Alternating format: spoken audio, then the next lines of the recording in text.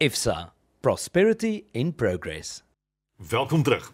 Ons gesels met Frikkie van Loggenberg, die hoof van beleggingsstrategie en ook die uitvoerende beampte van IFSA vanmôre. Ons gesels bietjie oor wat hulle in die markte sien en belasting op jou beleggings en dis meer die goed wat ons almal bekommerd is oor. Goeiemôre Frikkie. Môre Peer. Frikkie, dis lekker om jou te hê. Praat 'n bietjie oor die besige maand wat verby is, veral met die verwysing na die plaaslike markte en dis meer wat was julle waarnemings geweest? Peer, wat ons gesien het, die plaaslike mark, die JSE is weer lekker hoog.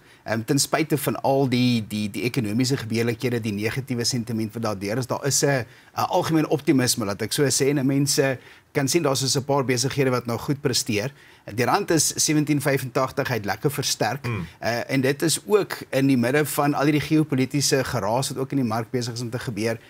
Ons huidige politici, daar's nog nie spesifieke ooreenkomste met die Amerikaners wat vasgemaak is nie. So daar's ietsiekie wat vir ons daar wag. En natuurlik wat vir my die belangrikste ding is, die rentekoerse wat 25 basispunte of 0.25% verlaag het, wat nou natuurlik goed of sleg kan wees afhangende van wat se kant van die draad jy sit. Jy sê nou goed of sleg kan wees. Daar's negatiewe en positiewe ervarings van die verlaging die rentekoers. Verduidelik hoe mens al twee van hierdie op een slag kan kry.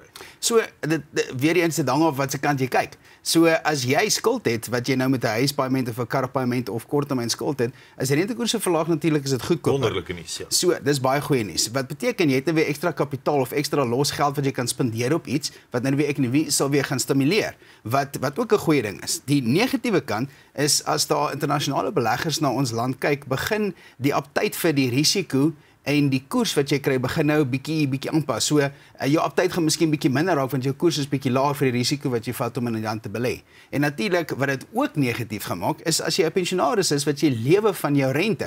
Ja. Wat beteken dis letterlik 0.25% of 25 basispunte minder wat jy groei kry. So en jou inflasiesyfer is besig om te verhoog. So alles raak duurder en jy sit met hierdie tipe van scenario. So dis 'n gevaarlike plek. Jy praat van as jy pensionaris is, langtermynbeleggings. Dis mense met langtermyn oorweeg. Is nou die tyd om daai langtermynbeleggings te hersien? So in teorie sal 'n mens nou kyk as jy nou gaan kyk wat jy by die bank kan kry as jy nou vir 3 of 5 jaar vasmaak, kan jy nou 'n bietjie hoër koers kry vir daai spesifieke tyd. So dit klink goed, maar as jy nou belasting in berekening gaan neem, moet jy nou gaan kyk, daarop nie jy kry 9% groei en jy moet 2 of 3% van daai moet jy nou vir die ontvanger gee nie.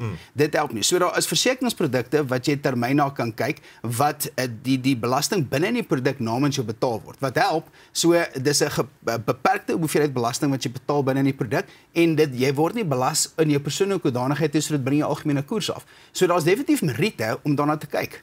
As 'n mens 1%, dit klink na min, maar as 'n mens net 1% kan spaar en in jou sak kan hou, wat is die praktiese implikasies van dit? So eenvoudige scenario. 2 miljoen, jy vat R120,000 per jaar se inkomste aan al twee kante en verhoog met 5%. Maar hierdie kant kry jy net 6% groei en hierdie kant 7%.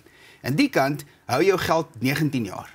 Aan die kant hou jou geld 23 jaar. So net nog verhogings ook. So 'n 1% verskil kan 'n reuse aanpassing op jou portefeulje uiteensit. Ja, mens vergeet baie keer nê, daai klein marges, net 1% maak 'n groot verskil en daarvoor het jy 'n ordentlike adviseur nodig. 100%. So ek sê altyd as jy die dinge wat jy kan oorbeheer, kostes, belastingbeperking en jou portefeulje konstruksie, as jy net daai praktiese beginsels aanpas, jy kan verbeter en ek het nog nie in 25 jaar nie iemand teëgekom wat 'n mens nie daai verskil kan maak nie.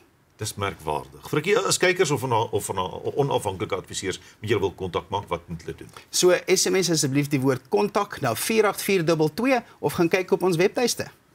Baie dankie Frikkie, dis lekker nuus om te hoor. As jy enigstens kontak wil maak met IFSA, soos Frikkie gesê het, SMS die woord kontak na 48422. SMS kos R1.50 en besenfeesgeld. Dankie vir jou moeite en tyd Frikkie.